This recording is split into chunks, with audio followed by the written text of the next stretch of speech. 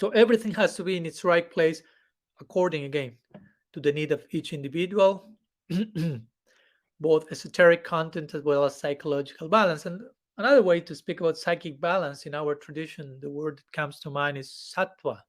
Sattva basically means to be a sorry, wholesome, um, integrated human being, to be properly established in our physical, psychic, emotional uh, dimensions, and of course, properly paying attention to our particular acquired nature, vocations, and being harmonized, aligned with that.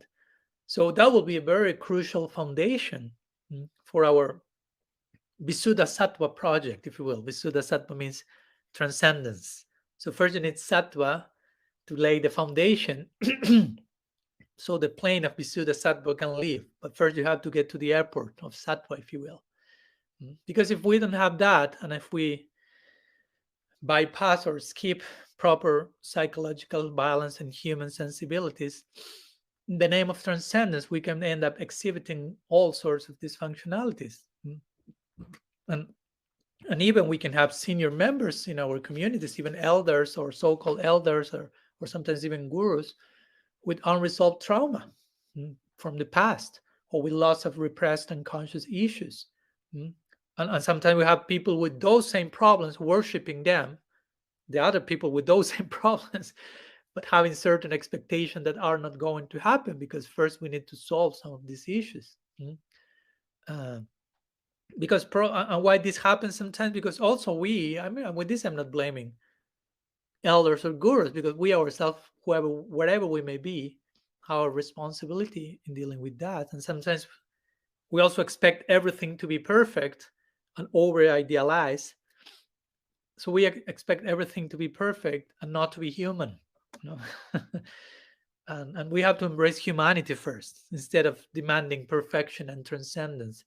We have to embrace humanity with all its brokenness and woundedness and imperfection, and allowing that to happen in a proper way. Of course, not this as an excuse for degradation or anything. And then we can have a more realistic, uh, sober notion of transcendence, especially our notion of transcendence, where Krishna is wrapped and dressed in divine imperfection, if you will. So humanity is crucial here. We want to enter human relationships with all that they entail, and they entail a lot, are crucial.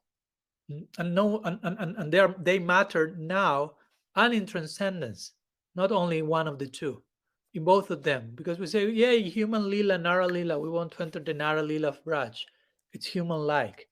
Yes, but for entering that dimension of humanity expressed in the context of divine life, first we need to know what to do with our humanity here and now. So human relationships are very important now, as well as in transcendence. No? It's interesting that humanity remains in transcendence, of course, in a very unique form, but still there's that element of humanity. So it's something to consider, to give proper importance here and now, not only when we get there. I mean, we won't get there if we don't give proper importance to that here and now. So we have to integrate our humanity with all that it entails. Again, embracing our frailty, imperfection, needs in the context of bhakti. And that will be glorious. That's not embarrassing. That's not a cause for shame and guilt and all these fear trips that sometimes our ego goes. So we need to embrace humanity, not to reject humanity. Because if not, our transcendence will make us inhuman.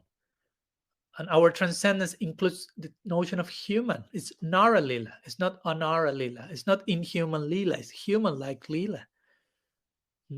Because if not, in the name of transcendence, our heart becomes a stone and we end up being inhuman.